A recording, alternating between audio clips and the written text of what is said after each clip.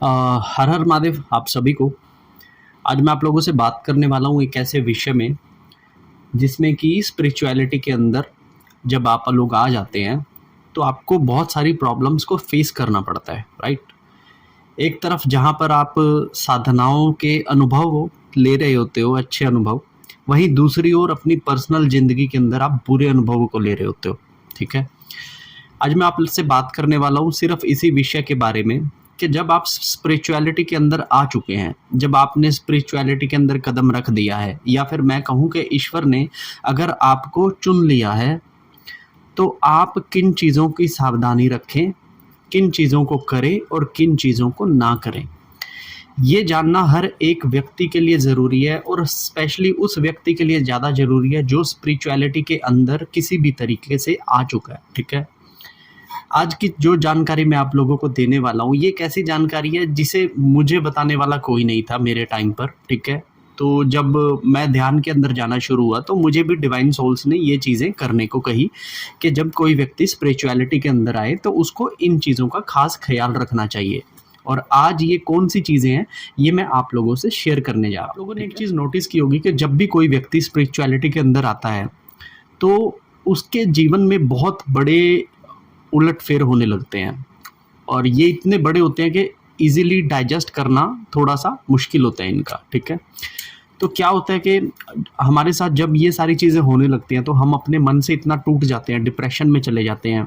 लोग कह रहे होते हैं कि ईश्वर को मानने वाला तो सही व्यक्ति होता है, उसके साथ तो सब सही होना चाहिए, लेकिन यहाँ पर तो सब उल्टा ही हो रहा है। हम जो भी काम कर रहे हैं वो हमारे ही विपक्ष में चला जा रहा है।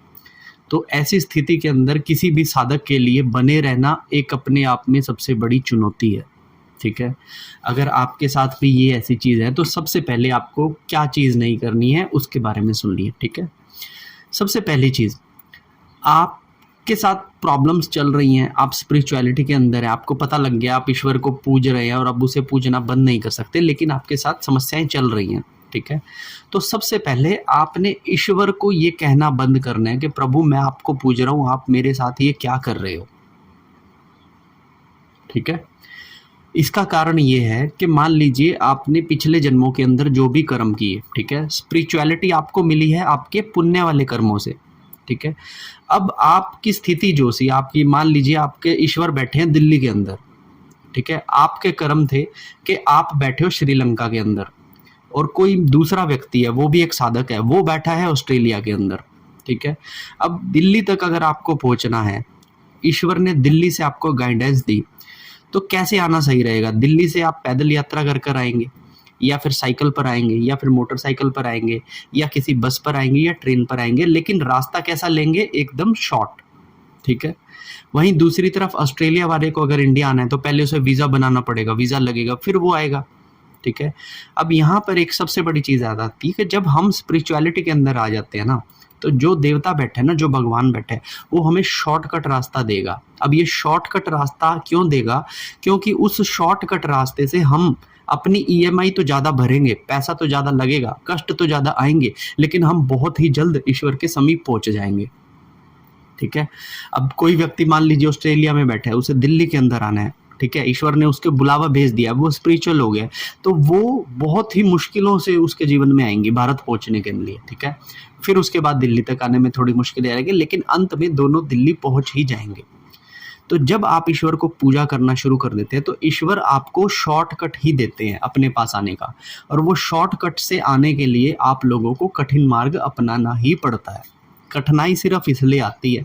अब आपको ये चीज़ समझनी चाहिए, अब बजाय ये कहने के कि प्रभु मैं तो आपकी पूजा कर रहा हूँ, मैं तो आपका पाठ कर रहा हूँ, मेरे जीवन में ये समस्याएं खड़ी क्यों हैं, तू मेरी सुन नहीं रहा। यहाँ पे सबसे बड़ी समस्या हो जाती है, क्योंकि जो देवदूत हमारी हेल्प करने में लगे हुए थे उनको ये सुनकर बुरा लगता है कि आप उसके देवता के बारे में ऐसी बातें कर रहे हो, हालांकि स्पिरिचुअलिटी तो गॉड गिफ्ट है, नंबर 1। नंबर 2, आप जब स्पिरिचुअलिटी के अंदर आते हो ना, तो आपके लाइफ में जब कष्ट आने लगते हैं, मैक्सिमम 95 से भी ज़्यादा लगा लीजिए, 99% लोग जब स्पिरिचुअल इंसान के लाइफ में कष्ट आने लगते हैं तो वो बहुत सारे पंडितों से मिलना शुरू करता है, बहुत सारे एस्ट्रोलॉजर से, बहुत सारे बाबाओं से कॉन्टैक्ट करने लगता है। और वो बाबा लोग उसको क्या बोलते हैं कि तेरी पूजा में कमी है, तेरे मंत्र में कमी है, तेरी साधना में कमी है। तू ये कर, तू वो कर, ये छोड़कर वो कर, ये आपके लिए एक पॉइजन सिद्ध हो सकती है ये बात। आप जो पूजा कर रहे हो उससे आपके फल थोड़े बुरे हो गए, दैट मीन्स कि आपकी पूजा वर्क कर रही है, ठीक है। अगर वो पूजा आपकी वर्क ना कर रही होती तो आपकी लाइफ में कोई डिफरेंस आता ही नहीं, आप फिर वैसे ही दुनिया की दुनियादारी में घुसे रहते। तो आप जब अलग अलग एस्ट्रोलॉजर से, बाबाओं से, पंडितों से मिलोगे तो आपको सिर्फ एक ही चीज मिलेगी, वो है मिसगाइडेंस। तो किसी एक ऐसे व्यक्ति पर भरोसा कीजिए, किसी एक ऐसे व्यक्ति की वाणी पर भरोसा कीजिए जिसको आप फिर हमेशा फॉलो कर सके। हर एक के पास जाना, हर एक एस्ट्रोलॉजर से पूछना, हर एक को अपना एस्ट्रो चार्ट दिखाना, ये बिल्कुल भी सही नहीं है, क्योंकि इससे आपको मिसगाइडेंस मिलेगी और आप जिस स्पिरिचुअल रास्ते पे चल रहे थे ना, आप भटकना शुरू हो जाएंगे और जहां पर आपको ये गोल्ड मिलने वाला था स्पिरिचुअलिटी का, ये आपका खत्म होना शुरू हो जाएगा। तो इसलिए सभी से मिलना बंद कीजिए, ठीक है, किसी एक को फॉलो कीजिए। ये थी बात नंबर 2, ठीक है, जो आपको नहीं करनी। अब बात नंबर 3 जो आपको नहीं करनी, एक तो अपनी पूजा के बारे में किसी से डिस्कस नहीं करना, मैं क्या करता हूं। दूसरा, आपकी जीवन में समस्याएं क्या आ रही है इसके बारे में भी किसी से डिस्कस मत करना, क्योंकि ये दोनों ही चीजें ऐसी हैं जो ईश्वर के द्वारा करवाई जा रही हैं।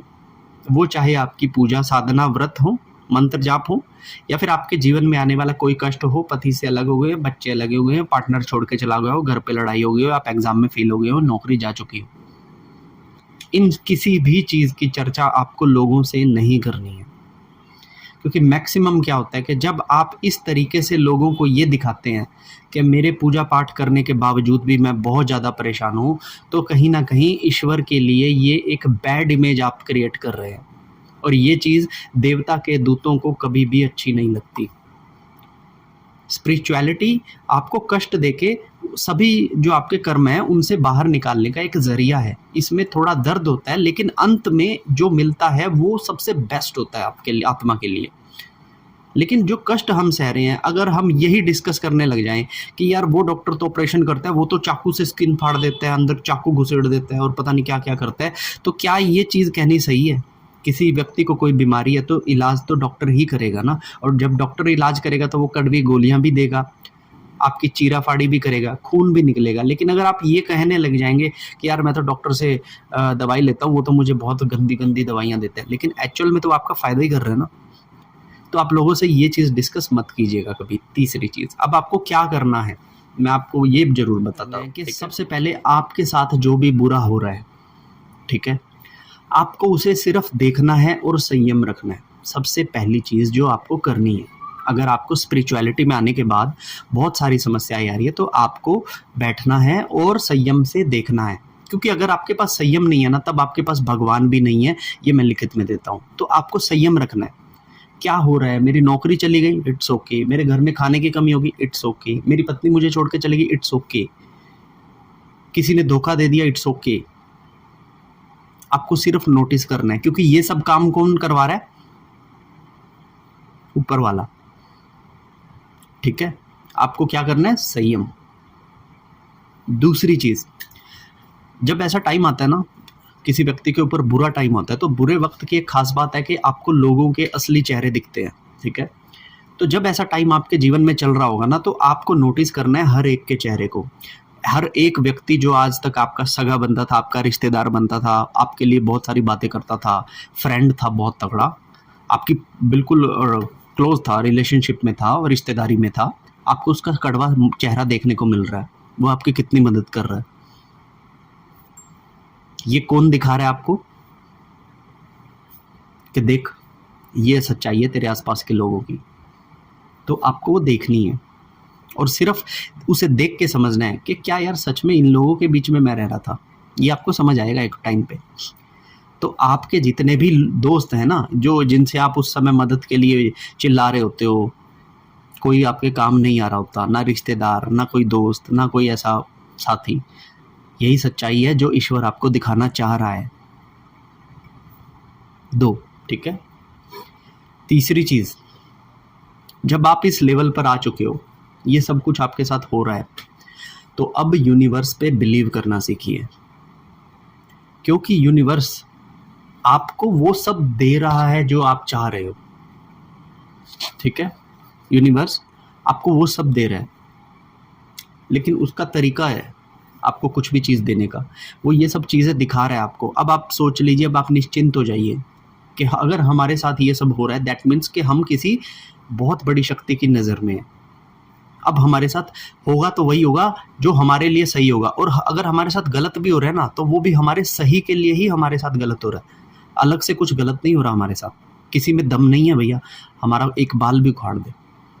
ईश्वर चाह रहा है तो हो रहा है, कर्मों में लिखा है, कर्मों से आया है तो हो रहा है। हमारा शत्रु कुछ नहीं उखाड़ सकता, क्योंकि हमारे पीछे शक्ति इतनी बड़ी आके खड़ी हो चुकी है। यूनिवर्स खड़ा है हमारा पूरा, हमें गाइडेंस दे रहा है ना यूनिवर्स। जब आप स्पिरिचुअल हो तो आपको गाइडेंस तो आ रही है ना, सभी को आ रही है थोड़ी थोड़ी। तो वो क्यों आ रही है? क्यों आपको फायदे की बात बताई जा रही है? क्यों आपके मन के अंदर फायदे की बातें आ रही है? यूनिवर्स पे बिलीव करना सीखिए। अगर आप स्पिरिचुअलिटी के अंदर हैं, ईश्वर को कोसना बंद कीजिए, क्योंकि आपको वो सब मिलेगा जो आप चाहते हो, उससे कहीं बढ़कर मिलेगा, लेकिन तरीके अलग होंगे। जैसा आप चाहो तरीका वैसा नहीं होगा, उससे बेस्ट होगा। आशा करता हूँ ये बात आपको समझ आई होगी मेरी। ये पूरा का पूरा जो मैंने मैसेज दिए, ये डिवाइन सोल्स के द्वारा दिया गया मैसेज था मुझे, और आज उन्हीं की मंजूरी से मैंने आप लोगों को ये एक्सप्लेन किया। तो ये वीडियो आप शेयर कीजिएगा सभी उन साधकों के साथ जो पूजा के अंदर है, क्योंकि जिसको आप पूजा करता हुआ देख रहे हो ना, 90% वो मुश्किल में होगा इस समय। और ये जानकारी आपको कैसी लगी बताइएगा। हर हर महादेव।